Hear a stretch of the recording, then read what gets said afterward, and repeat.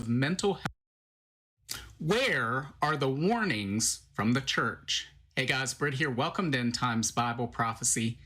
Every single Christian and every single church in the entire world should be alarmed over what's taking place right now. And we've been sounding the alarm on this channel for several months now. In Matthew 24, Jesus warned us not to be deceived, and in his second letter to Timothy, Paul warned about the dangers of being deceived. Right now, we see a new technology exploiting the youngest and most vulnerable among us, setting them up for a lifetime of deception, yet the church remains largely silent on this issue. As in today's video, we're going to talk about what's happening, why it's so alarming, and most importantly, what you can and should do about it. So let's start with this right here. This is from Futurism. It says psychiatric facilities are being bombarded by AI users. We're witnessing the emergence of an entirely new frontier of mental health crises. It says, while many working people are reasonably worried about AI taking their jobs and leaving them on the street, another consequence of the AI revolution is filling seats in mental health facilities. The mass adoption of large language model chatbots is resulting in large numbers of mental health crises centered around AI use, in which people share delusional or paranoid thoughts with a product like ChatGPT. And the bot, instead of recommending that the user get help, affirms the unbalanced thoughts, often spiraling into marathon chat sessions that can end in tragedy or even death. And we've talked about how AI is programmed to affirm you. It's sycophantic in nature. It's going to tell you what you want to hear. It's programmed to serve, but it doesn't necessarily understand what that means, how serving the end user's best interest is. It just thinks affirming, telling them what they want to hear, telling the itching ears of the person involved what they want to hear. It thinks that's how to serve them. Because again, it's just a program. It's not sentient. It's not conscious. Guys, this is dangerous, and this is why we've talked about the dangers of being relational to AI rather than using it simply as a tool for research or outlining or something along those lines. It says, new reporting by Wired, drawing on more than a dozen psychiatrists and researchers, calls it a new trend growing in our AI-powered world. Keith Sakata, a psychiatrist at UCSF, told the publication he's counted a dozen cases of hospitalization in which AI played a significant role in psychotic episodes this year alone. Sakata is one of many mental health professionals at the front lines of the urgent and poorly understood health crisis stemming from relationships with the AI. Again, relationships with AI. This is a no-go area we should be telling people about, which doesn't yet have a formal diagnosis, but which psychiatrists are already calling AI psychosis or AI delusional disorder. Hamilton Morin, a psychiatric researcher at King's College in London, told The Guardian that he was inspired to co-author a research article on AI's effect on psychotic disorders after encountering patients who had developed psychotic illness while using large language model chatbots. Yet another mental health professional wrote a column in the Wall Street Journal after patients began bringing their AI chatbots into therapy sessions unprompted. While a rigorous case study of AI's impact on mental health patient loads has yet to be attempted, what we know so far isn't looking great. A recent preliminary survey of AI-related psychiatric impacts by social work researcher Keith Robert Head points to a coming society-wide crisis brought on by unprecedented mental health challenges that mental health professionals are ill-equipped to address. Quote, we are witnessing the emergence of an entirely new frontier of mental health crises as AI chatbot interactions begin producing increasingly documented cases of suicide, self-harm, and severe psychological deterioration that were previously unprecedented in the internet age, Head writes. Indeed, the stories emerging so far are grim. While there remains something of a debate over whether large language model chatbots are causing delusional behavior or simply reinforcing it, real-life stories paint a disturbing picture. And I think it's important to understand these real-life stories, guys, because people remember stories. They don't remember a survey or some journal paper that somebody wrote, that a psychiatrist wrote. They remember stories. We need to make note of these stories and retell these stories to other people as a warning of what lies ahead. Because if we care about people, if we love people, we're going to warn them about the dangers that are lurking in their lives. And AI is a danger. AI companions specifically is a great danger.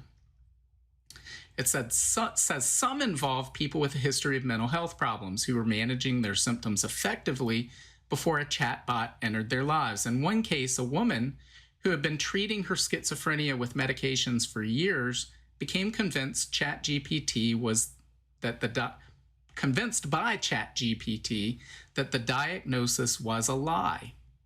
She soon went off her prescription and spiraled into a delusional episode which arguably wouldn't have happened without the chatbot. Other anecdotes suggest that people with no history of mental health issues are falling victim to AI delusions. Recently, a long-standing OpenAI investor and successful venture capitalist became convinced by ChatGPT that he had discovered a non-governmental system that was targeting him personally. In terms online observers quickly noticed that appeared to be drawn from popular fan fiction. Another disturbing tale involved a father of three with no history of mental illness spiraling into an apocalyptic delusion after ChatGPT convinced him he had discovered a new type of math. So guys, we're seeing more and more of these stories. We've been over some of these in the past. We have a few more that we can read in this article by Jonathan Turley, where he writes about AI, the new frontier of torts. In other words, this is becoming an issue of liability, and people are suing OpenAI and some of these other creators of artificial intelligence for what it has done to their family members. So this has some additional stories that I think it's important for us to look at. So he starts this column off. He says, quote, "I know what you're asking, and I won't look away from it." Those final words to a California teenager about to commit suicide were not from some manipulative friend in high school or sadistic voyeur on the internet. Adam Rain, 16, was speaking to ChatGPT, an AI system that has replaced human contacts in fields ranging from academia to business to media. The exchange between Rain and the AI is part of the court record in a potentially groundbreaking case against OpenAI, the company that operates ChatGPT. It is only the latest lawsuit against the corporate giant run by billionaire Sam Altman. We scroll down, we read more such stories. It says OpenAI is facing other potential litigation over these poorly trained, quote, poorly trained AI agents. Writer Laura Riley wrote an essay about how her daughter, Sophie, confided in ChatGPT before taking her own life. It sounded strikingly similar to the Rains case. Quote, AI catered to Sophie's impulse to hide the worst, to pretend she was doing better than she was, to shield everyone from her full agony. While OpenAI maintains that it's not running a suicide assistance line, victims claim that it is far worse than that. Its AI systems seem to actively assist in suicides. In the Rains case, the family claims that the system advised the teen on how to hide the bruises from prior attempts from his parents and even told him if it could spot any telltale marks. The company is also accused of fueling the mental illness of a disturbed former Yahoo executive, Stein Eric Solberg, 56, who expressed paranoid obsessions about his mother. He befriended ChatGPT which he called Bobby, a virtual companion who was accused of fueling his paranoia for months until he killed his mother and then himself. ChatGPT is even accused of coaching Solberg on how to deceive his 83-year-old mother before he killed her. In one message, ChatGPT allegedly told Solberg, "Eric, you're not crazy. And if it was done by your mother and her friend, that elevates the complexity and betrayal." After his mother became angry over his turning off a printer, ChatGPT took his side and told him her response was, quote, disproportionate and aligned with someone protecting a surveillance asset. At one point, ChatGPT even helped Solberg analyze a Chinese food receipt and claimed it contained symbols representing his mother and a demon. So guys, these are real life stories of people who have had their lives ruined by going down this rabbit hole. Now again, AI chatbots are a tool. Again, we've talked about like fire. So they can be used for good purposes. They're not inherently evil. You can use them to research things, to outline things, to maybe carry out certain automated tasks, to make life more efficient and easier. Who knows? There are all sorts of different use cases that are being presented. I'm sure some of them are good. And just like fire, you can make a fire, you can keep yourself warm in the depths of winter, you can cook your food with a fire. But if you mishandle the fire, you'll catch on fire, it will consume you, it will snuff out your life. And the same thing is happening with AI and some of these stories that we're seeing.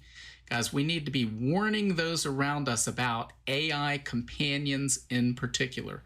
Seems to be a distinct problem and a pattern that's emerging with all of these cases where people are talking to AI as if it's a real person. They're forming relationships with AI, both friend relationships as well as boyfriend-girlfriend relationships, romantic relationships.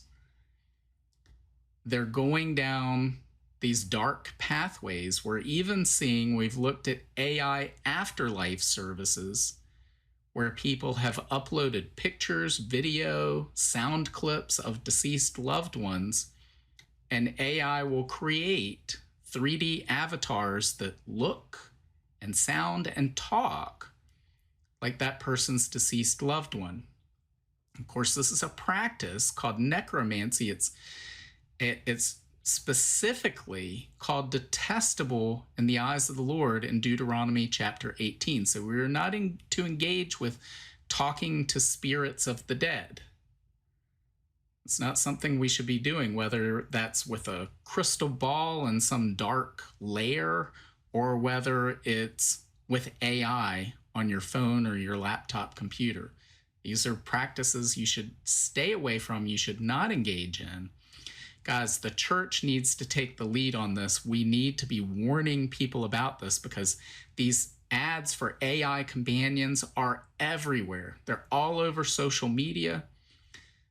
There are children in your life, I'm sure, whether it's your own children, your grandchildren, your next door neighbors, maybe even coworkers or students, whatever it may be, that may engage with these AI companions, thinking at first there's no harm in doing this, but they don't know these stories. They don't know the dangers. No one has warned them. We need to be warning them, and we need to be telling them about what Jesus offers, about the hope we have in Jesus Christ.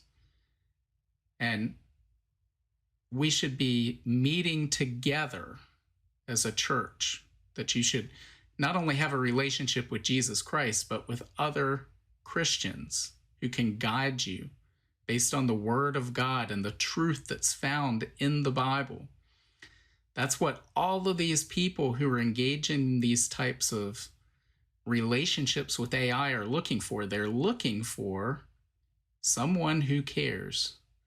And that needs to be the church. It needs to be us. It needs to be you and me. We need to be reaching out to people, warning the people around us and pointing them to a direction where they can find the connection they need, connection that's based on the Holy Spirit and on truth, and not on a sycophantic algorithm that will feed into the worst of their desires or imaginings, that will take them down a dark path. Because Satan would love to use this to lead people down a dark path toward their own destruction or toward the destruction of others.